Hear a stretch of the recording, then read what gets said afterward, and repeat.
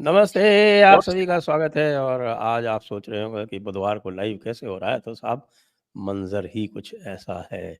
क्योंकि देखिए, रामलला की प्राण प्रतिष्ठा तो होने वाली है भारत में, अयोध्या में। और राम नाम सत्य कहाँ हो रहा है? हमारे पड़ोसी मुल्क में। बात करते हैं आज सुमित तीर जी को, इसीलिए आज हमने विशेष रूप से बुलाया है। इमरजेंसी में बुलाया है, क्योंकि इतनी बड़ी इमरजेंसी है। देखिए, क्यों भाई सुमित जी, अब आपको बिल्कुल याद है सर। कि बालाकोट में तो केवल एक पेड़ जख्मी हुआ था और 2 कौवे मरे थे, याद है आपको? जी। लेकिन पता चल रहा है कि ईरान ने 14 मिसाइलें दाग दी, पता नहीं कितने ड्रोन छोड़ दिए। जैशल-उदल के वो तो कह रहे हैं पता नहीं कितने मार दिए उन्होंने। और ये कह रहे हैं कि इस बार इन्होंने ये तो कंसीड किया है कि 2 बच्चे मरे हैं और 3 जख्मी हुए। सर, सबसे पहले तो नमस्कार, सभी दर्शकों को प्रणाम, शो पे बुलाने के लिए साधुवाद। और आपने बहुत उम्दा शुरुआत की है कि यहाँ राम राम हो रहा है, वहाँ राम नाम सत्य हो रहा है। देखिए, सृष्टि के कण कण में हर जड़ में है राम। और जब राम का युग था तब तो ये भी हिंदू ही थे ना, तब तो सनातन धर्म ही था। बाकी पंथ तो उत्पन्न ही नहीं हुए थे। अगर इनको ये चक्कर समझ आए तो ये बहुत जल्दी धर्म परिवर्तन नहीं, ये बहुत जल्दी घर वापसी करे और सनातन अरे की वो शरण घर में। वापसी करे कैसे? हमारे शंकराचार्य जी कह रहे हैं घर वापसी करते ही नहीं, कर ही नहीं सकते। मुझे नहीं लगता है नहीं, शंकराचार्य जी का ये कोई की व्यवस्था पहले करनी पड़ेगी। वो कह हाँ, रहे हैं कि जिसने घर वापसी कर ली वो तो गोबर समान है। इससे नहीं गोबर सर, तो बड़ा पवित्र होता है। ऐसा उनका मत हो सकता है। देखिए, तो एक सनातनी है, एक वापस एक एक एक है उनमें से, हमारे सनातनी वापस निश्चलानंद आ रहा जी। है। वो तो देखिए, कहते अब हैं कि कोई जाति के औरंगजेब अलावा की कुछ है तलवार, ही नहीं। अब देखिए, अब औरंगजेब की कोई तलवार तो नहीं, सनातनी वापस आ रहा। अब चलते पाकिस्तान में। देखिए सर, जब पाकिस्तान में अटैक हुआ था, मैं एक पाकिस्तान के चैनल पे गया था, वहां एक मुझे ब्रिगेडियर साहब मिले आईएसआई के। कह रहे बालाकोट में तो कुछ कौवे मरे और कुछ पेड़ जख्मी हुए थे। मैं कहा, ब्रिगेडियर साहब एक बात बताओ यार, मिराज और जगुआर बेच के हम कौवों का शिकार करने गए थे क्या वहां पे? बहुत महंगे शौक पार लिए भाई हमने।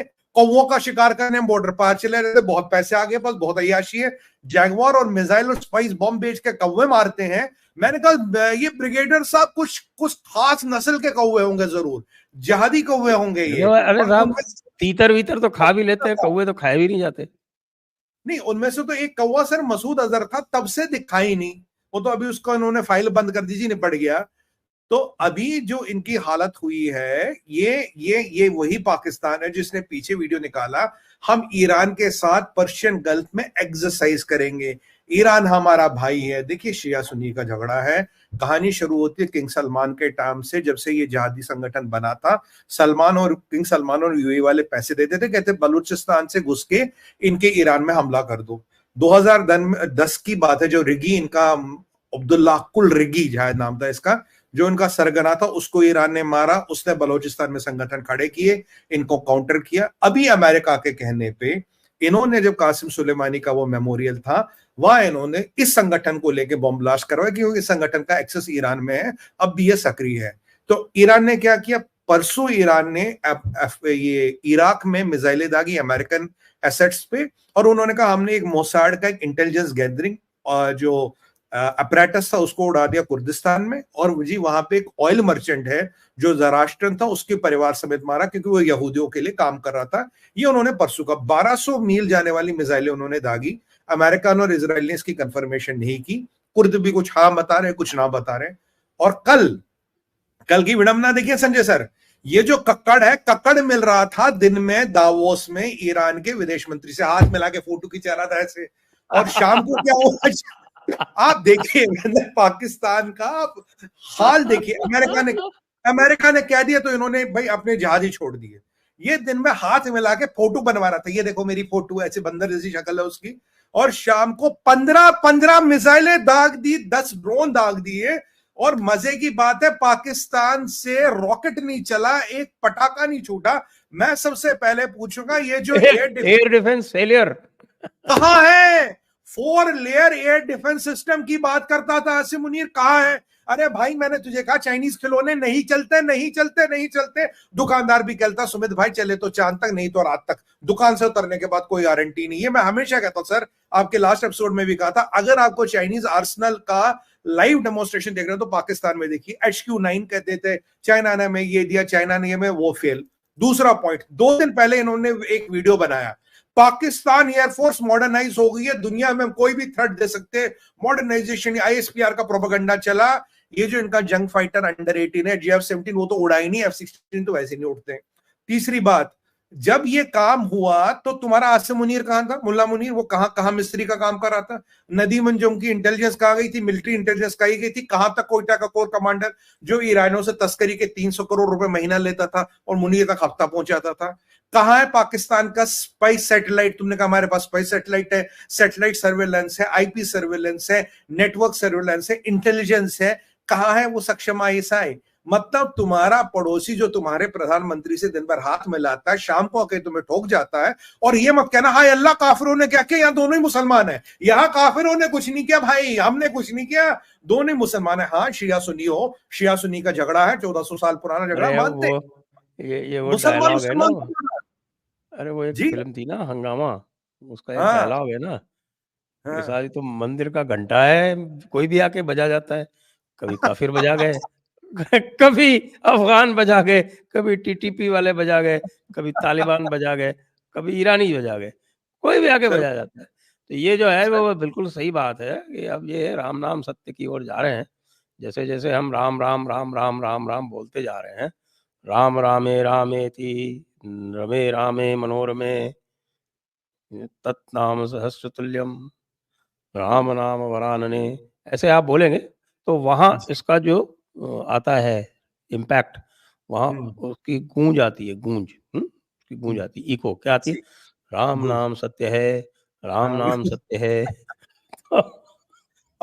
सर एक बात देखिए, ऐसा देश इसलिए जल्दी से घर वापसी कर लो, ठीक है ना। हम आपको नहीं तो हम आपको रामानंदी में ले लेंगे, शंकराचार्य कोई मतलब नहीं है। नहीं, हम ले लेंगे सर, ये तो देखिए। और सबसे बेशर्म मुल्क क्या है सर, जो सोशल मीडिया पर रिपोर्ट आ रही, 100 तो इनके फौजी मारे गए, वो संगठन के आतंकवादी मारे गए, उनका नेता मारा गया, सिविलियन कैजुअलिटीज भी हुई, इंटरनेट इन्होंने बंद कर दिया, मीडिया ब्लैकआउट कर दिया, पूरा कोई इस पर रिपोर्ट नहीं कर रहा, और प्रोपेगेंडा वीडियो पे वीडियो चला रहे जी वहां कुछ हुआ ही नहीं। मतलब ये वो वाली बात थी, मैं जब छोटा था सर, वो हम बॉयज स्कूल में पढ़ता था, तो टीचर काम नहीं करते तो टीचर थप्पड़ मारती थी। अब जब थप्पड़ पड़ गया, सब बच्चे देख रहे इधर उधर, तो इधर उधर आंख देख के बोलता था, मैं कहता मुझे तो लगी ही नहीं, मुझे तो लगी नहीं। ये पाकिस्तानी भी वही कह रहे कि हमारे यहाँ तो कोई मरा नहीं, हमारे यहाँ तो कुछ हुआ नहीं। बस भाई वो 15 मिसाइल पानी भरी थी, 15 मिसाइलों में कुछ था नहीं, 10 ड्रोनों में कुछ था नहीं, तो ऐसे 15 ही घंटे तक तो ब्लैकआउट कर रखा था, मीडिया को कह ब्लैकआउट रखा था कर कि रखा कुछ था। बोलो ही मत। सर मैं तो किस सवेरे क्या सवेरे डॉन बोलेंगे? ढूंढ रहा था, दोपहर तक डॉन में ढूंढ रहा था, ट्रिब्यून में ढूंढ रहा था, न्यूज में ढूंढ रहा था, कोई मेंशन ही नहीं, कुछ हुआ ही नहीं। तो जब कुछ हुआ सर ही नहीं तो क्या फिर बोल समस्या क्या है? रिएक्ट करने की सर जरूरत ही नहीं, हुआ ही नहीं कुछ। इतना क्या बोलेंगे कि पड़ोस के मुसलमान भाई ने, जिसके साथ हम चुटकुटिया कर रहे थे, जिसके साथ हम एक्सरसाइज की बात कर रहे थे, हाय अल्लाह मुसलमान ने मुसलमान को मार दिया, ये बोलेंगे क्या कि पाकिस्तान की अर्थ इंटेलिजेंस ठप हो गई, नदीम अंजुम अंजुम सब, आसिम मुनीर फेल हो गया? पाकिस्तान में किसी मुल्ला मौलाना को ये नहीं पता लगा कि खुमैनी ने डायरेक्ट ऑर्डर दिया है इनको ठोकने का, और खुमैनी ने ही ऑर्डर दिया था रेवोल्यूशनरी गार्ड को इराक में हमला करने का, डायरेक्ट खुमैनी का ऑर्डर है। और पाकिस्तान का प्रधानमंत्री तो देखिए हाथ मिला रहा है ईरान के विदेश मंत्री से, और शाम को से ये नहीं पता कि ईरान का विदेश मंत्री क्या कह रहा नहीं नहीं हमने पाकिस्तान की सॉवरेंटी वायलेट नहीं किया, वहां जो आतंकवादी संगठन था हमने उसमें हमला किया।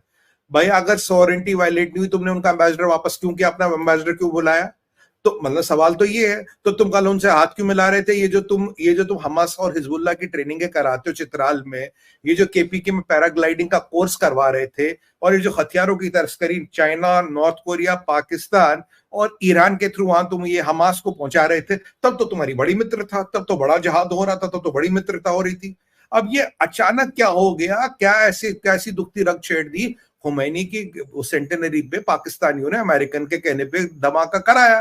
वो तो पाकिस्तान का बिजनेस है, Pakistan is in business of जहाद। भाई जो पैसे देता है उसके लिए जहाद करते हैं। अब वो हर चीज का जहाद का बहाना ढूंढते, तहरीक जहाद, तहरीक-ए-लबीक, लश्कर-ए-तोयबा, जैश सभी जिहाद कर रहे हैं, पाकिस्तान आर्मी भी जिहाद करती है। मतलब मुद्दा ये है कि अगर पाकिस्तान में कुछ हुआ नहीं, एम्बेसडर को क्यों बुलाया गया, मीडिया का ब्लैकआउट क्यों है, और एक सर एक कौन सा एक ऐसा ताज़ा मुल्क खबर है? एक ताज़ा खबर एक ताज़ा जी, खबर एक ताज़ा खबर जी। अफ़गानिस्तान में दिवाली मना रहे हैं आज वो। सर मैं उसी पे आ रहा था।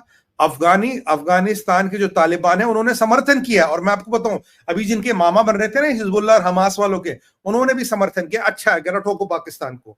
अब सर देखिए, शिया सुन्नी का झगड़ा तो है, ये तो हमें भी पता है। देखिए मलेशिया था सुन्नी, अब ईरानी शियाओं ने सुन्नियों को ठोका। अब जब ठोका तो देखिए अरब भी चुप, यूएई वाले भी चुप, पूरा ओआईसी वाले चुप। और यहां क्या बकवास करते हैं ओआईसी वाले, भाई ये जो मोदी रजीम है ये मुसलमानों का जेनोसाइड करने वाली है, कश्मीर में मुसलमानों पर जुल्म हो रहा है, इसलिए हमने एहतजाज किया, इंडिया में रिलीजन फ्रीडम नहीं है। इन अटकलों पे, इन अनुमानों पे भारत और भारत के प्रधानमंत्री को बदनाम करते हैं। और वहां यहां मुसलमान ने मुसलमान को मार लिया, 15 मिसाइलें चला ली, 10 ड्रोन चला लिए, बच्चे मर गए, फौजी मर गए, उनका हिसाब ही नहीं। और इनके फौजियों का हिसाब हम रखे, कल भी 17 मरे थे। अब देखिए सर, हमें कितना ओवर टाइम करना पड़ता है, इनके कहीं किसी मीडिया पे ही नहीं आता आज कितने फौजी मरे, वो तो हमें हिसाब रखना पड़ता, आज 17 कल 15, टोटल अननोन गनमैन ने कितने मारे, बलोचों ने कितने निपटाए, सिंधियों ने कितने निपटाए, पठानों ने कितने निपटाए, इसका हिसाब हमें रखना पड़ता। और ये बिजी है जी पता नहीं किस प्रोपेगेंडा में, कौन सी बकवासबाजी में लगे। मतलब कहानी ये है, जो मुल्क ये नहीं माने कि उसके लोग मरे, जो मुल्क मरने वाले जहादी को, जिसको 72 हूरों की गारंटी देते, उसे कहते हैं कौवा मर गया।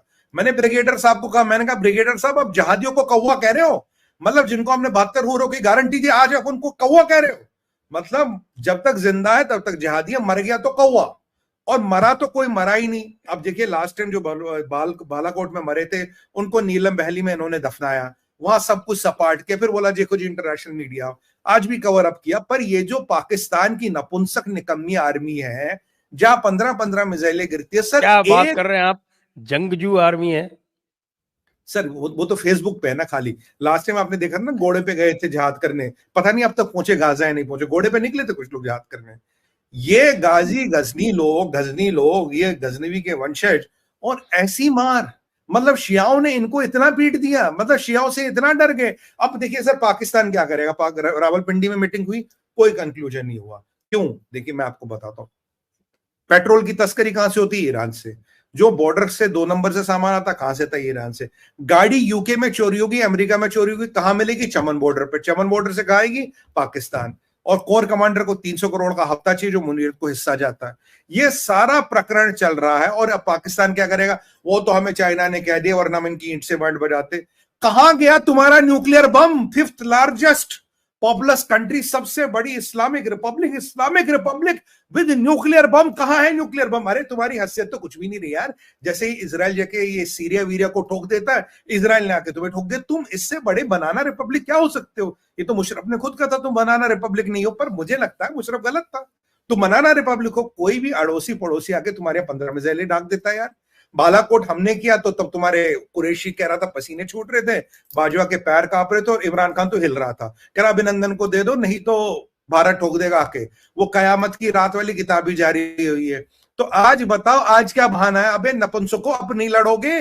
अब गैरत नहीं है तुम में, शर्म नहीं है? अब चाइना को सामने करेंगे सर, बोलेंगे चाइना हमें कह रहा तुम प्रीज करो, ट्रैंकुलिटी करो। क्या चाइना की बातें करते हो तुम? ये बोलो तुम्हारे बस का कुछ नहीं है। तुम ये बोलो, जब बाजवा ने कहा, एक बात बताइए सर, जब बाजवा ने एक बार बोला, बाजवा ने बोला जी हमारे पास लड़ने को पेट्रोल नहीं है, हमारे पास बंदूक में गोली नहीं है, तोप है चलती नहीं, जहाज है चलता नहीं, तब इन्होंने बाजवा को गद्दार बोला हिंदुस्तान का एजेंट है। अब मैं एमबीएस की बात करूं, एमबीएस जब तक इन्हें जकात दे रहा था तब तक वो गाजी गजनवी इस्लाम का सिपाही था। जिस दिन जकात बंद कर दी, बोला सीधा यहूदियों का दलाल, डायरेक्ट यहूदियों का दलाल बना दिया। अब मैं बताऊं तुम किसके दलाल हो? तुम अमेरिका के दलाल हो, तुम यहूदियों के दलाल हो। 155 मोटर शेल तुमने इसराइल को बेचा, यहूदियों को बेचा। तुमने यूक्रेन को असला बेचा, $700 मिलियन तुम्हारे पास है असला बेच के, जो तुम बता रहे हो कहां है। और तुम्हारे प्रधानमंत्री का इतना बड़ा अपमान, जिस बंदे के साथ तुम हाथ मिला रहे हो भाई, वही शाम को तुम्हारे हमला करा। और आज क्या कह रहा है? आज कह रहा है कि भाई हमने तो कोई अरे सॉवरेनिटी नहीं आपने की। एक बात और नहीं सुनी क्या? कौन सी सर? कह रहे हैं साहब कि जयशंकर साहब से मुलाकात हुई ईरान में, उसके 24 घंटे बाद ये कार्यक्रम हो गया। सर ये जो ISPR वाले हैं ना, ये प्रोपेगेंडा ब्रिगेड, इनको अब क्या हो रहा है ना, अब ये सोच रहे लोगों को क्या ये ISPR वाले नहीं कह रहे, हाँ ISPR वाले तो कुछ बोल ही नहीं रहे, कहते तो हमारा भाई है, बिरादर है, कुछ गलतफहमी हो गई होगी।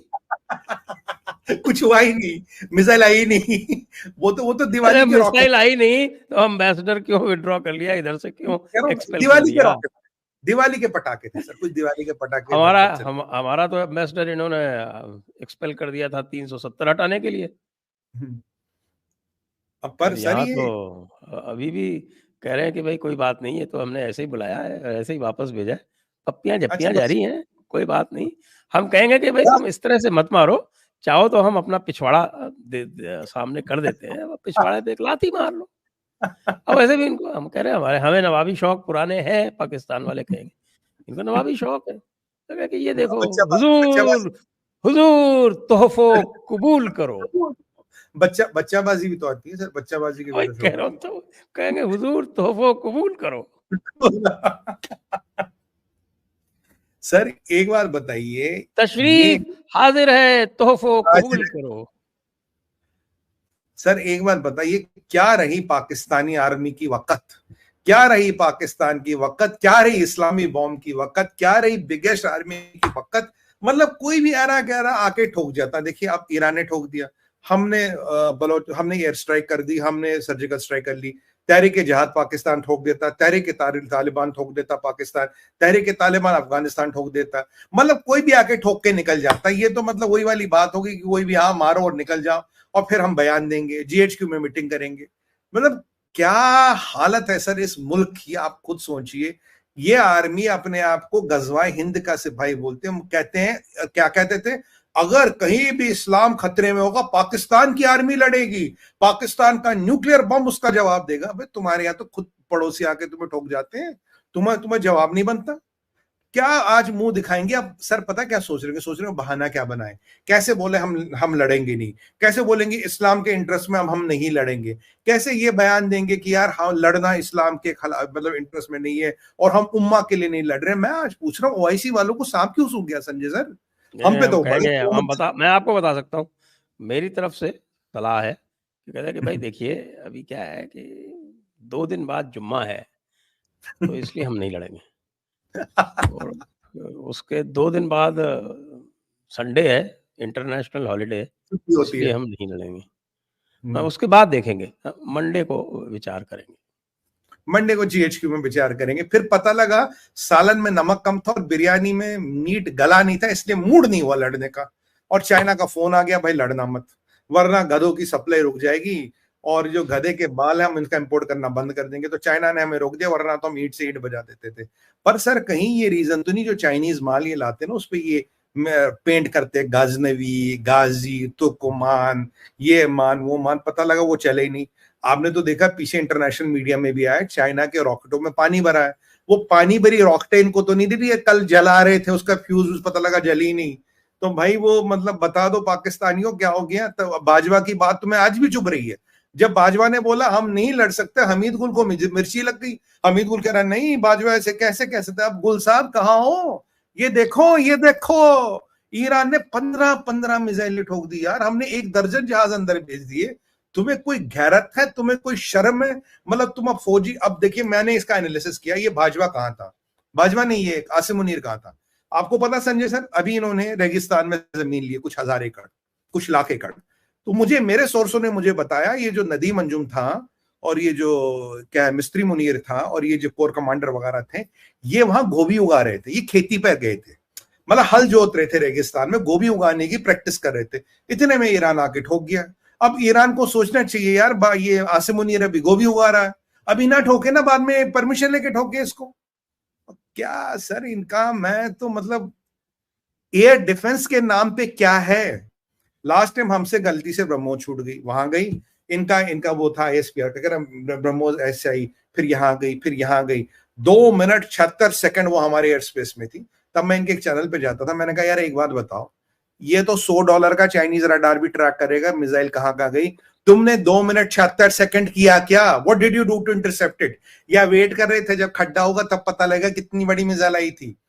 चलिए तब तो गलती से छूट गई थी, खाली थी, कल तो बरी हुई आई। सर ये इतने बेगारत थे, ये 100% मना करते। वो तो ईरान के रेवोल्यूशनरी गार्ड ने कल एक विज्ञप्ति जारी की, एक इंटरव्यू दिया, बोला हाँ हमने मिसाइलें भेजी है, इतनी भेजी है, इसको अटैक किया, उनको नेस्तनाबूद किया। ये ऐसे लोग हैं, चीनियों से एक बात सीख गए, चाइना ने गलवान की कैजुअलिटी आज तक नहीं मानी। ये नहीं पता कितने लोग हमारे सिपाहियों ने मार दिया, हमारे भाइयों ने कितने चीनी मार दिए, ये भी उनके पैटर्न पे चल रहे हैं। हाँ 2 बच्चे जाँ हुए और एक आध कोई जख्मी हुआ है। चलिए कौवों और दरख्तों से आगे चले, बट मतलब पाकिस्तान में मरने वाला फौजी जो बेचारा अपनी लाइन ऑफ ड्यूटी में मरा, उसको मार्टियर का भी दर्जा नहीं दे रही है। लड़ना तो बस की नहीं यार, एटलीस्ट जिसकी जान गई, जो वर्दी में फौजी था, उससे शहीद का दर्जा तो दो। कारगिल में भी लाशें ही छोड़ गए थे इस्लामिक तरीके से, हमने क्रियाकर्म किया उनका। यार शर्म करो, शर्म करो। और इस्लामिक बॉम्ब और क्या $8 बिलियन के खिलौने खरीदो चाइना से। यार अगर वैसे ही ये चीजें करनी है तो वैसे पैसे खा जाओ, काहे को आवाम को धोखा देते हो। आज तो मैंने ये भी सुना इनकी आवाम कह रही है हम जीएचक्यू में आग लगा देंगे, लगानी चाहिए। अगर जीएचक्यू में ऐसे निकम्मे लोग बैठे तो इस आवाम को जीएचक्यू में आग जरूर लगानी चाहिए। संजय सर बताइए, मतलब फौजी तंजीम तुम्हारी $36 बिलियन का टर्नओवर, $7-8 बिलियन का प्रॉफिट, बिलियंस में माल खा रहे हो। लाओ लश्कर protocol, billions of dollar protocol में खर्च होता, लोगों को खाने का आटा नहीं मिलता, और वो फौज क्या कहती है, ना लड़ने का बहाना ढूंढती है। नहीं नहीं हमने तो ये कर दिया, हमने तो ये कर दिया, हमें तो चाइना ने मना कर दिया, हमें तो अमेरिका ने मना कर दिया। ऐसी बेगारत कौम है जिन्होंने अपने बच्चे मारे। और लास्ट टाइम जब वो बच्चे मरे थे आर्मी स्कूल में, फिर आईएसपीआर ने क्या किया, आईएसपीआर ने गाना निकाला, अब हम दुश्मन के बच्चों को पढ़ाएंगे। तो अब की बार कौन सा गाना निकाल रहे हो, कौन सा नया प्रोपेगेंडा वीडियो चला रहे हो? 2 दिन पहले निकाला था ना प्रोपेगेंडा वीडियो, पाकिस्तान एयरफोर्स कैसे अपग्रेड हुआ, क्या हुआ, कहां जी F-17। अच्छा बाय द वे F-16 का अपग्रेड हो गया, उड़ गया F-16, उड़ा लिए तुम्हारे पायलटों ने F-16। मतलब क्या बेगैरत कौम है सर। सिविलियन मरता है, जहादी मरता है, और वही कसा वाली हालत करते। जब कसा मरा था ना सर, मुझे बड़ा दुख हुआ। उसके बाप को पता कितने पैसे दिए, 2 या 3 लाख रुपए। उस दिनों मैंने गूगल किया था 3 लाख रुपए में पाकिस्तान में मिलता क्या है, तो मुझे पता लगा एक बड़ा बेहतरीन किस्म का बकरा 3 लाख रुपए में मिलता है। मतलब अगर जहादी 3 लाख बकरे की कीमत पे जहादी मिल रहा है, तो जहादियों की ये कीमत है। 72 हूरों की गारंटी देते और उसके बाद बाप को 3 लाख रुपए, मतलब कि ये तेरा बेटा गया ले बकरा खरीद लियो ईद पे। ये तो हकीकत है पाकिस्तान की सर, 3-3 लाख रुपए में जहादी बिकता है। और आपको तो पता ही इमरान खान की बहन क्या करती थी, चीनियों को लड़कियां बेचने का व्यवसाय करती थी। इमरान खान की कल जेल में इन्होंने मार पिटाई की, उसको इलेक्शन से हटा दिया। और ये देखिए नवाज शरीफ का, बिल्लो रानी का, हिना का, ये क्या जरदारी का, एक बात, एक थोड़ा सा अनाउंसमेंट कर लूं। जी दर्शकों को जो प्रश्न पूछने हो पूछ सकते हैं व्हाट्सएप और सुपर चैट पे। एक मैं बहुत सारे दर्शक जो हैं वो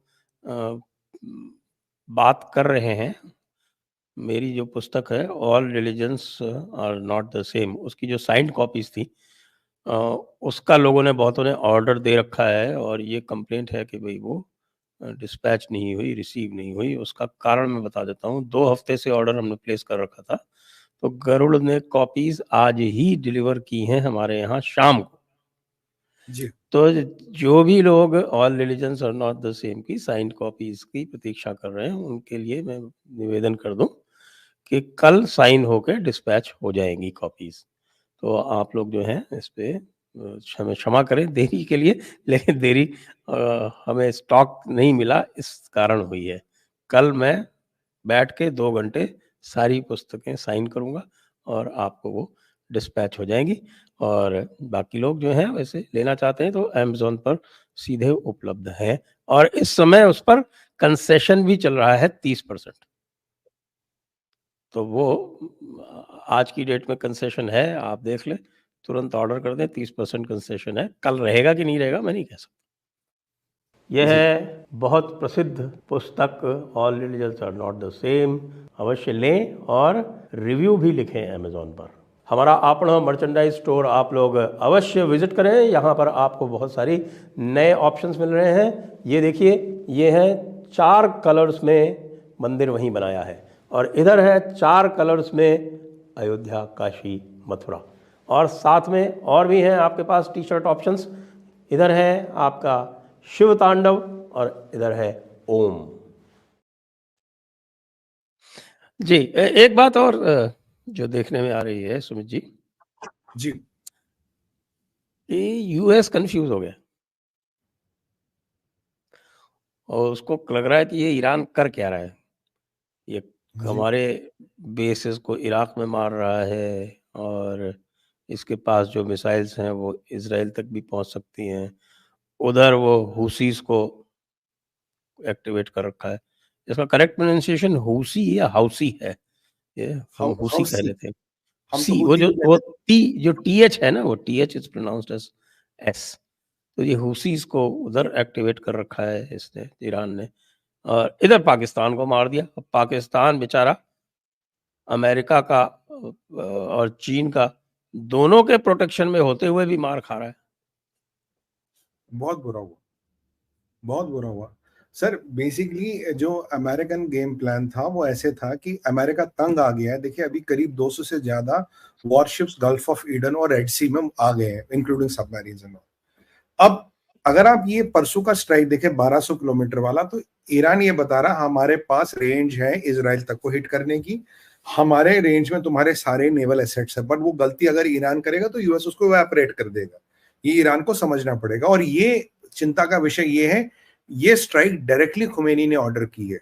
मतलब रेवोल्यूशनरी गार्ड डायरेक्टली खुमैनी को रिपोर्ट करता, उसने ऑर्डर की। इसमें शायद जो ईरान का प्रेसिडेंट है और जो फॉरेन मिनिस्टर, शायद उसको पता भी नहीं होगा। अगर पता होता तो कल वो पाकिस्तान के प्राइम मिनिस्टर से मिला के फोटो नहीं खींचता, उसको अवॉइड करता। और आज तक वो कवर अप कर रहा, नहीं जी ये इंटीग्रिटी टेरिटोरियल सॉवरेनिटी की बात नहीं है, ये है वो है, ये सब बकवासबाजी है। उसे भी कल तक पता नहीं था। परसों का स्ट्राइक भी खुमैनी ने ऑर्डर किया। अब यूएस ने पाकिस्तान को यूज किया था, भाई इनको थोड़ा प्रवोक करो, ये कुछ हरकत कर दे तो हम इनको आपकी बात ठिकाने लगाएंगे। क्योंकि वर्ल्ड तंग आ गया है ईरान के इस पोस्चरिंग से कि ईरान का खुमैनी कैन नॉट डिक्टेट कि दुनिया में शांति कब होगी और अशांति कब होगी। पूरे गल्फ ऑफ एडन और रेड सी की वाट लगा दी इन्होंने, ट्रेडिंग रूटों की वाट लगा दी। और सर संजय सर, एक पॉइंट यहां बहुत इंपॉर्टेंट है। इंडिया का शिप अटैक हुआ, यूएस का हुआ, ब्रिटेन का हुआ, नीदरलैंड का हुआ, इसराइल का हुआ, रशिया का भी हुआ। पर एक कंट्री है चाइना जिसका शिपिंग एसेट या शिपिंग लाइन अटैक नहीं होती। मैं आज सवाल पूछता हूं जयपुर डायलॉग के माध्यम से, जो मैं पहले भी पूछ रहा हूं, ऐसा चाइना के साथ, चाइना का ईरान के साथ रिलेशन क्या? और जो कल ईरान का विदेश मंत्री कह रहा था कि इंडिया के शिपों पे जो अटैक हो रहे हैं, that's a reason of concern, वो अलतकिया है। क्योंकि उसे पता है कौन अटैक कर रहा है, क्या कर रहा है, किसके कहने पे अटैक हो रहा है। अब आप बताइए, ईरान के विदेश मंत्री को अगर कल ये कक्कड़ से हाथ मिला रहा है और शाम को उसकी कंट्री पे 15 मिसाइल चला रहा, how can you trust these people? इनको इंटरनेशनली डिप्लोमेटिक सर्कल्स में कोई ट्रस्ट नहीं कर पाएगा। बट सबको ये पता है कि ईरान मतलब खुमैनी, रेवोल्यूशनरी गार्ड मतलब खुमैनी, उसकी कमान ही खुमैनी के हाथ में है। और ये भी आपको मैं बता दूं सर, एक बार पीछे इनके रेवोल्यूशनरी गार्ड से स्टेटमेंट भी आया था, जो अक्टूबर 7 को इसराइल में अटैक हुआ था, वो कहा था हमने करवाया था in retaliation of US killing Qasem Soleimani, इसलिए हमने इसराइल पर अटैक कराया। अब कहीं ना कहीं ईरान की मंशा लगता है कि पूरे खित्ते को, पूरे रीजन को वॉर में डालना, अपने प्रॉक्सियों के थ्रू वो हमले करा रहा है, हर जगह करा रहा है। और जो डॉक्टर जयशंकर का, जहां तक मेरा आकलन है, बिसाइड छाबार एंड ऑल, उनको एक मैसेज दिया गया था रईसी साहब को और उनके फॉरेन मिनिस्टर को, देखो यार the world is running out of patience. US ने एक बहुत क्रेडिबल सोर्स के थ्रू आपको मैसेज भेजा, यू कंट्रोल योर एक्शंस। अगर आप अपनी एक्शंस को कंट्रोल नहीं करोगे तो फिर यूएस तुम्हें ऐसा जवाब देगा, you will be in deep trouble. But हुआ क्या, डॉक्टर जयशंकर साहब जाते हैं और उसके 24 घंटे बाद इन्होंने पाकिस्तान पे खुमैनी ने हमला करवाया। कि खुमैनी तक मैसेज पहुंच गया होगा, मैं अमेरिकन हूं, ये मैसेज दिया है, तो उसने सीधा सीधा पाकिस्तान पे हमला करा दिया। अब ईरान लिटरली कह रहा है, मैं यहां भी मिसाइल डाल रहा हूं, मैं यहां भी डाल रहा हूं, 1200 किलोमीटर वाला भी है, 400 किलोमीटर वाला भी है, मेरे पास कर लो क्या कर लोगे। और ये माना जा रहा है कि इसराइल को पता भी यूएस में इलेक्शन है, उसके पास एक छोटा सा विंडो है, तब तक वो कहीं ना कहीं से एक न्यूक्लियर वेपन हासिल करना चाहता है, टैक्टिकल न्यूक्लियर वेपन बनाना चाहता है, ताकि उसके पास न्यूक्लियर ब्लैकमेल करने का विंडो रहे और तब तक अमेरिका को एंगेज करो। और यहां अगर कुछ होता है, वहां चाइना हरकत करेगा ताइवान के प्रति, अजरबैजान आर्मेनिया जो कॉन्फ्लिक्ट बैठा है वो कहीं ना कहीं एक्टिवेट किया जाएगा। तो बेसिकली जो ये ईरान को लोग टॉलरेट कर रहे हैं, और जो बिल्कुल सही कहना है बेंजामिन नेतन्याहू का कि सांप का फन ईरान में है। देखिए हिजबुल्लाह इसका, हूती हुसी जो भी कहिए वो इनके, इस्लामिक जिहाद इनका, अल हलाली इनका, ये दुनिया भर के जितने छोटे बड़े मलेशिया जिहादी फोर्स है, सब कहीं ना कहीं ईरान से संबंध रखते हैं। और जब हम ईरान की बात करते हैं, 3 पावर सेंटर है सर, मैं जब ईरान की बात करता हूं तो मैं करता हूं खुमैनी की बात, क्योंकि खुमैनी को किसी से ऑर्डर लेने की जरूरत नहीं, he can do whatever he wants. दूसरा, ईरान की गवर्नमेंट जो कहीं ना कहीं खुमैनी से इंक्लाइंड रहती, पावर वहां से आती। तीसरा, ईरान के लोग, और ईरान की लोगों की मैं आपको कल क्या जो बहुत दिल दहलाने वाली खबर सामने आई है, खुमैनी ने एक डायरेक्टिव दिया, कल कल परसों की बात है, बोला जो लड़कियां जो बच्चियां जेल में हैं और वर्जन हैं उनका बलात्कार करो, जी हाँ उनका बलात्कार करो, नहीं तो इन्हें जन्नत मिल जाएगी। तो मतलब वहां पुलिस को, जेल प्रशासन को बलात्कार करने का आदेश देता खुमैनी, इनका बलात्कार करो, ये वर्जन रहेगी तो इन्हें कहीं जन्नत न मिल जाए। और जो वहां की नोबेल पीस लॉरियट है, मोहम्मद कुछ नाम है उसके लड़की का, क्या उसको, जन्नत में जगह की कमी हो गई है क्या? हाँ पता नहीं क्या होगी, मतलब ये, मतलब आप देखिए ऐसी हैवानियत है कि लड़कियों का रेप करने का आदेश जेलों में दिया जाता है। और वो जो नोबेल पीस लॉरियट है उसको 15 साल के लिए अंदर डाल दिया, 15 महीने के लिए सॉरी, क्योंकि तूने इस्लामिक रिपब्लिक ऑफ ईरान के खिलाफ कुछ बोला, कुछ उसके हुजूर में कुछ गुस्ताखी की, तुम्हें वहां जेल के अंदर डाला गया। हमारे यहाँ माताओं बहनों का इतना आदर है, माँ यानी कि माँ सरस्वती, माँ लक्ष्मी, माँ आदिशक्ति, ये तो हमारी मातृशक्ति का आदर है। और वहां क्या कि वर्जन लड़की का रेप करो, इसे जन्नत न मिल जाए। तो द गवर्नमेंट, मतलब जो खुमैनी ने डायरेक्टिव इशू किया जेल अथॉरिटीज को, अपने बंदे भेजो और जबरदस्ती रेप कराओ जो महिला प्रिजनर्स है वहां पे, हुआ वर्जन। मतलब इस तरह की मानसिकता वाले व्यक्ति से दुनिया लड़ रही है। He is holding world as world peace to ransom, कि ये जो मर्जी कर सकता है।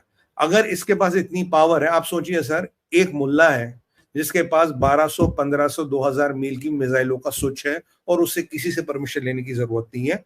बहुत खतरनाक स्थिति बन रही है मिडिल ईस्ट में, बहुत खतरनाक स्थिति बन रही है ईरान को लेके। अब अमेरिका का भी पेशेंस कब तक रहेगा, क्या रहेगा। और अगर इसने इजराइल की तरफ कोई मिसाइल छोड़ने की गलती की, फिर जो वापस आएगा तो उसमें ईरान का तो पूरा सफाया होना ऑलमोस्ट निश्चित है। और ये कहीं ना कहीं फिर ये हिजबुल्लाह वगैरह इन सबको धीरे धीरे एक्टिवेट करेगा। तो खाड़ी में जो समस्या है जो मिडिल ईस्ट में, it is getting to explosion. अगर एक कंट्रोल्ड वॉर पहले हो जाती तो ज्यादा इतना कोलैटरल डैमेज नहीं होता। अब ये अगर अनकंट्रोल्ड वॉर हो गई, अगर ये बिल्कुल इरप्ट हो गई किसी दिन, तो कहीं भी जा सकती, कहीं भी रुक सकती है। और आप देखिए पूरे सुन्नी वर्ल्ड, आप सऊदी अरबिया की बात करें, यूएई की बात करें, बहरीन की बात करें, सब चुप है। अब जब हूथियों पे जो बमबारी हुई उसमें बहरीन भी शामिल है, सुन्नी शामिल है शियाओं पे बमबारी करने के लिए। तो मतलब ये एक बहुत विचित्र घटनाक्रम हो रहा है पूरे मिडिल ईस्ट में। और ये खुमैनी, अगर इसका कोई जल्दी इंतजाम न किया गया तो दुनिया को कब ये महायुद्ध के कगार पे लाके छोड़ देगा ये किसी को नहीं पता। क्योंकि ये आदमी की जिंदगी में ज्यादा साल तो बचे नहीं, इसमें यार 2-4 साल कम भी हो गए तो क्या फर्क पड़ेगा, दुनिया की ऐसी तैसी करके जाऊंगा। अब पाकिस्तान की परिस्थिति ये है, अगर पाकिस्तान लड़ता है तो पाकिस्तान को हथियार कहां से चाहिए सर? पाकिस्तान को हथियार चाहिए चाइना से। चाइना कहता है यार मेरा ही तो पट्टा है ईरान, अगर मैं तुझे हथियार दूंगा ईरान को ठोकने के लिए तो ईरान नाराज होगा, नहीं दूंगा तो तू अरे नाराज हो वैसे एक बात इसमें एक और आई है, आपने सुना कि नहीं जाए। सुना?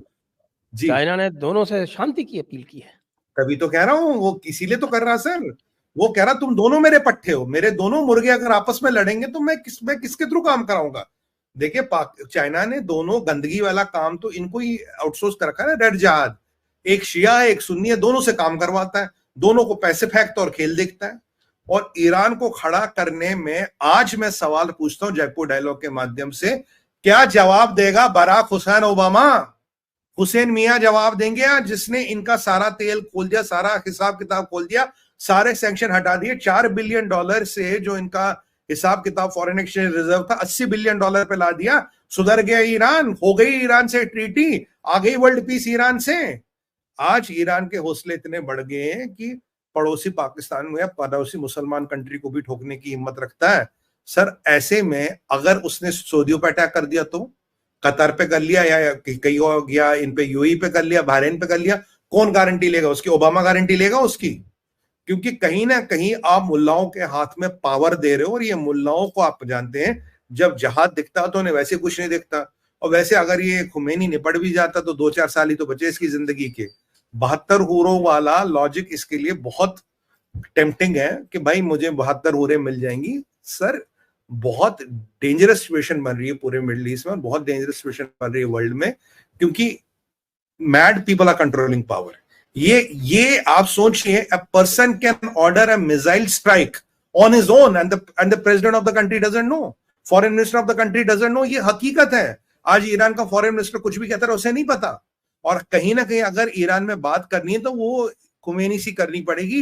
रईसी कितना कंट्रोल कर पाएगा, ये फॉरेन मिनिस्टर कितना कर पाएगा कंट्रोल, कुछ नहीं पता सर। और ऐसे ऐसे में आप बताइए, हु विल ट्रस्ट ईरान? अब जब डोनाल्ड ट्रंप कहता है आई डोंट ट्रस्ट ईरान, तो गलत कहता क्या? बताइए कौन ईरान पे ट्रस्ट करेगा? क्योंकि ईरान मतलब कहीं ना कहीं फिर वही बात आती है, not the government of Iran, घूम फिर के बात तो खुमैनी पे आती है ना। Iran is Khomeini, Khomeini is Iran, whether we like it or not. ये परिस्थिति से दुनिया को निपटना पड़ेगा। Is world ready to handle this? Ready तो है, पर कोलैटरल डैमेज बहुत होगा, बहुत लोग मरेंगे अगर ये सिचुएशन आउट ऑफ कंट्रोल हो गई। तो क्या ईरान पूरे विश्व को एक विश्व युद्ध की कगार पे छोड़ रहा है? अगर ईरान को कंट्रोल नहीं किया गया और अगर इसने कहीं और इधर उधर मिसाइलें चला दी और ये चीज बढ़ गई, और अगर इस खुमैनी का दिमाग खराब हुआ कि अमेरिकन नेवल एसेट्स को या एयरक्राफ्ट कैरियर्स को टारगेट करेगा, जो वापस आएगा उससे ईरान तो पूरा ध्वस्त हो जाएगा, जमीन से हट जाएगा। फिर वही बात है सर मेरी, रेगिस्तान फिर से रेगिस्तान बनेगा, आपकी बार रेडियो एक्टिव रेगिस्तान बनेगा। तो इस परिस्थिति से बचने के लिए क्या दुनिया तैयार है? क्या ईरान के पास विकल्प है? क्या अमेरिका का पॉलिटिकल सिस्टम इसको हैंडल कर पाएगा? शायद मिलिट्री कर लेगी, पॉलिटिकल सिस्टम नहीं कर पाएगा। और इसने अभी कुछ दिनों पहले वो जो लाल मस्जिद है उस पर वो लाल झंडा वंडा चढ़ाया था, कासिम सुलेमानी के टाइम भी चढ़ाया था, अब भी चढ़ाया था। अगर आप ये परिकल्पना कीजिए यही अटैक इजराइल पे हुआ होता तो आज कुछ और दुनिया का होती। और मैं बता दूं तुम्हें, पाकिस्तानी जिहादियों, तुम पे अटैक ना हनूद ने किया ना यहूद ने किया। अटैक किसने किया? ना काफिरों ने किया, अटैक किया मुसलमानों ने। तुम्हारे मुसलमानों ने तुम पे अटैक किया जिनके साथ तुम सांठगांठ करते हो। तो आज तक इजराइल यहूदियों ने तुम पे हमला नहीं किया, यहूद करते हो, यहूदियों ने हमला नहीं किया, तुम पे हमला किया तुम्हारे पड़ोसी मुसलमान ने। जब मैं कहता हूं मुसलमान एक दूसरे को मार रहे हैं तब तुम्हें बुरा लगता है, कह रहा कहां मार रहे हैं, ये क्या हो रहा है, कौन किसको मार रहा है, और ये क्या रुकेगा? कभी कभी नहीं रुकेगा। क्या शिया सुन्नी कभी रुकेगा? नहीं रुकेगा। पर अब ये देखना कि पाकिस्तान की आर्मी जो पिछले 50 साल से ऐश कर रही है, लोगों का खून पी रही है, क्या उसमें हिम्मत है ईरान को जवाब देने की? क्या वो कुछ करेगी? या आपकी बार भी बस एक प्रेस रिलीज निकाल के बोलेंगे 3 कौवे मर गए, 2 बच्चे मर गए, एक दरख्त गिर गया, हमला हुआ ही नहीं। तो 15 मिसाइल और 10 ड्रोनों से हमला नहीं होता तो भाई आप क्या करें? तुम्हारे यहाँ क्या पूरी फौज भेज दे तब हमला हुआ? वैसे तुम इतने बेगैरत हो, 93,000 फौज के साथ तुमने अगर सर देखो, अगर 93,000 फौज के साथ तुम सरेंडर कर सकते हो, ये तो कुछ हुआ ही नहीं। मैं मानता हूं, इतनी बात मैं मानता हूं, इन्हें कुछ नहीं हुआ, ये तो इन्हें कुछ हुआ ही नहीं। बहुत बेगैरत है। और क्या करें जी, हम इसकी पार्टी कर रहे हैं, उसकी पार्टी कर रहे हैं, ये कर रहे हैं, वो प्रोपेगेंडा वीडियो बना रहे हो। अरे तुम्हारे घर के अंदर घुस के मार गए तुम्हें, फिर घर के अंदर घुस के मार गए। तुम तो ऐसी लोग, तुम तो ऐसा रिपब्लिक हो, कोई भी आके तुम्हें ठोक के जाता है। तुम्हारा मियाँ वाली एयरबेस में तहरीक जिहाद पाकिस्तान ने कितने जहाज बर्बाद किए बताओ? ISPR बताओ, बताओ कितने जहाज बर्बाद किए? नहीं बताओगे। अब क्या कराची पोर्ट पे कब्जा हो जाए, एक दिन हम वीडियो करना पड़ेगा कराची पे कब्जा हो गया। और ये छोटे मोटे जिहादियों की फाइलें क्लोज करके क्या होगा? तुम्हें तो $17 बिलियन चाहिए मार्च अप्रैल में, कहां से आएंगे $17 बिलियन? किसको बेचोगे? जमीन भी बेचने को नहीं बची। और नदीम अंजुम साहब और ये मुनीर मिस्त्री साहब, ये रेगिस्तान में खेती करना छोड़, जमीन की क्या कमी है? जितने सारे बहरिया टाउन है, इतनी सारी डिफेंस हाउसिंग सोसाइटीज हैं, जमीन की कहाँ कमी है? पाकिस्तान की सारी जमीन आर्मी के पास है, सारी जमीन। अब तो रेगिस्तान पे भी कब्जा कर लिया, रेगिस्तान पे भी ऑफिशियली कब्जा कर लिया। रेगिस्तान में गोभी उगाने का प्रोजेक्ट है, और वो उस गोभी से हम इकोनॉमी को लिबरेट करेंगे। जैसे एक मौलाना साहब ने कहा था, कुत्ते यहाँ बहुत फालतू हैं, तो कुत्ते चीनियों को भेज दो और गधे भेज दो, उससे पाकिस्तान की इकोनॉमी चल पड़ेगी। मुझे लगता है मौलाना साहब खुद के बारे में बात कर रहे थे क्या?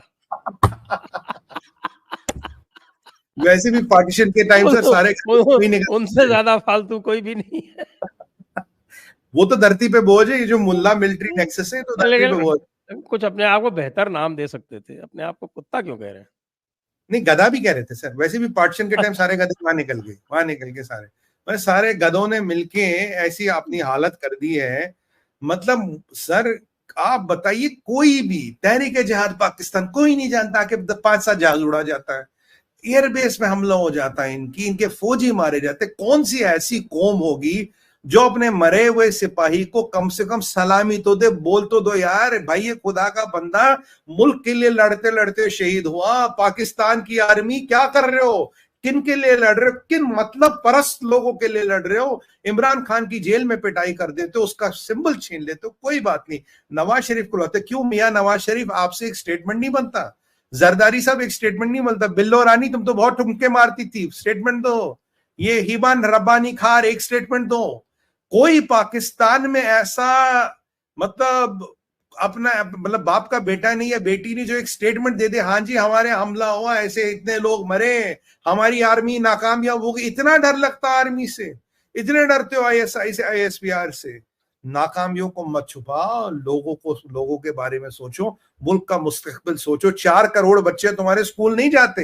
हिंदुओं ने नहीं रोका बच्चों को स्कूल जाने से, यहूदों ने नहीं रोका, हनूदों ने नहीं रोका, 4 करोड़ बच्चे स्कूल नहीं जाते हैं। इनका आप कुछ नहीं कर सकते, इसलिए इनको लेक्चर देने से, भाषण देने से कोई अर्थ नहीं है। आइए अब हम कुछ प्रश्न ले लेते हैं, क्योंकि लोग भी अधीर हो रहे हैं, वो अच्छे-अच्छे प्रश्न पूछना चाहते हैं। जी अच्छे-अच्छे बिल्कुल सर। प्रश्न हम उनको उत्तर दे देते हैं। सबसे पहले तो एक please flash the questions. Hello desk don't sleep. Sir ठंड का मौसम है ना। देखिए अभी अभी भी नहीं जगे। तो एक तो पहला वाला तो सुपर स्टिकर है, थैंक यू। जग गए जग गए जग गए। फिर दूसरा है खेती उल खुदाई बानो। यार ये तो बहुत गलत बात कर रहे हैं। ये तो मेरे ख्याल से हमारी अल बकरा के जो 223वां 223वीं आयत है शायद अल बकरा की, उसको रेफर कर रहे हैं ये। कि औरतें तुम्हारी खेती हैं, उसमें तुम जैसे भी चाहो जाओ। मैं नहीं कह रहा, आप देखिए, आप मेरे ऊपर मत हंसिए। ये कुरान मजीद की आयत है। तो ये कह रहे हैं, sir I think all these things happening is by design and pre plan. I am however happy that now India is also in the game because of Modi. Ram Ram. देखिए मैं तो यही कहूंगा, जो महाकाल की इच्छा है सब प्रबल होती है। उनके उनकी माया को कौन समझ पाया है? और कर्म का साइकिल हमेशा वापस आता है। कर्म जो इन्होंने जो जैसे कर्म करेगा वो वापस आएगा। इन पाकिस्तानियों ने जो कुकर्म किए थे, और देखिए अब कैसे वापस आ रहे हैं, वापस आ रहे कर्म, और भुगतेंगे उनको। जी next, prediction about world war 3, which side India will take. India का तो आपको पता है, इंडिया साइड तो लेती नहीं ना आजकल। हम जहां खड़े होते हैं भाई, लाइन वहां से शुरू होती है। हम जहां खड़े होते हैं लाइन वहां से शुरू होती है। वो जमाना गया, किसी की साइड नहीं, लोग हमारे पीछे खड़े होते हैं आजकल। अब ये देखिए, ये जो हुसियों पे स्ट्राइक वगैरह हुई थी, डॉक्टर जयशंकर साहब ने कहा था भारत को कॉन्फिडेंस में लिया गया, पूछा गया, और उन्होंने कोट अनकोट कहा दुनिया में ऐसा कोई फैसला नहीं है जिसमें भारत का राय नहीं ली जाती, भारत को अपने साइड लिए बिना कोई फैसला नहीं होता। जबकि हमने आईमैक लॉन्च किया, बायोफ्यूल अलायंस लॉन्च किया, चाइना नहीं आया था, कोई फर्क नहीं पड़ता। चाइना नहीं आया तो कोई फर्क नहीं पड़ता, हमने लॉन्च कर लिया। ये जी नेक्स्ट क्वेश्चन, ये तो थर्ड पार्टी के बारे में। Abhijit Mitra said tonight on P Gurus Brahmins were evil in history. Many Brahmins were actually, मैं ये नहीं कहता, लेकिन it can not be generalized. यार हम तो सबको बुलाते हैं, देखिए आप क्या बात करते हैं, हम तो लेफ्टिस्ट को भी बुलाते हैं, सबको बुलाते हैं। हम फ्रीडम ऑफ एक्सप्रेशन के हामी हैं, हम बोलने की स्वतंत्रता की रिस्पेक्ट करते हैं।